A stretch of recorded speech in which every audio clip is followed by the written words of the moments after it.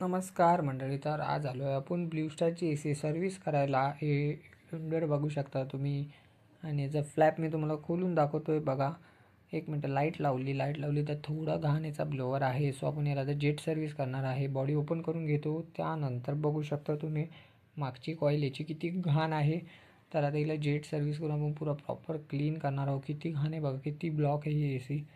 पुढून पण थोडी थोडी ब्लॉक आहे. तर हिला जेट सर्व्हिस करणार आहे आपण. त्यानंतर तुमची ब्लोअरच्या इथे बघू शकता थोडीशी घाण आहे. त्यानंतर मी आउटडोअरला आलो तर बघू शकता कसला पाईप पिंच झालेला आहे. हाफचा पाईप आहे आणि कंडेन्सर पुरा साफ केलेला आहे चकाचक.